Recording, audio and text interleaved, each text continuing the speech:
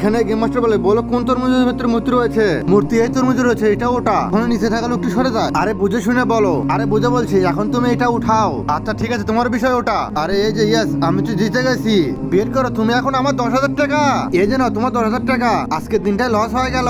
আর কেউ আছে এই গেম খেলবা? হ্যাঁ ভাইজান আমি খেলবা, আমি 10,000 টাকা জিততে চাই। আর ভাই 10,000 টাকা জিততে চাইলে 5,000 টাকা এন্ট্রি ফি লাগবে। আচ্ছা ঠিক আছে, এই যে না আমার 5,000 টাকা। আপনার সবকিছু প্ল্যান অনুযায়ী চলছে, একটু পরে তো সবগুলো টাকা আমার পকেটে চলে আসবে।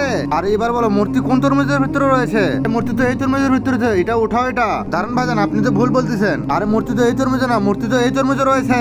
আর এই যে ভাইজান আমাকে খেলতে দেন। তার আগে মাকে তো আমরা সবাই ভালোবাসি। আর আজকে দেখি সেই মাকে ভালোবাসে কে কি।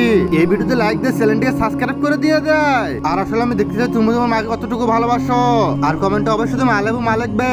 টাকা আপনার নয়, আমার টাকা। আর আপনার সঙ্গে চ্যালেঞ্জ, মূর্তি যদি ওই তরমুজে না থাকে তাহলে আমি সব টাকা দিয়ে দেবো। ভাইজান ঠিক আছে, তরমুজটি এখন উঠাও। ঠিক আছে, আমি এক্ষুনি উঠেছি এই তরমুজটি। আরে আমিও তো জিতে গেলাম, 10,000 টাকা এখন বের করো আমার টাকা। আর আমি বুঝতে পারতেছি না আমার সঙ্গে আজকে কি ঘটতেছে। এই যে না তোমার টাকা। ভাইজান আপনাকে অসংখ্য ধন্যবাদ। ভাইজানেরা আমার সঙ্গে একটু সাইডে চলো তোমরা। আচ্ছা আমরা এক্ষুনি যাচ্ছি। শোনো তোমাদের কাছে যা টাকা রয়েছে সবগুলো আমাকে টাকা দিয়ে তোমরা প্রস্তুত থাকো। আজকে তো গেম মাস্টারকে উচিত শিক্ষা দেবো আমি। ভাইজান ঠিক কথাই বলছে। এ যেন আমার 50,000 টাকা।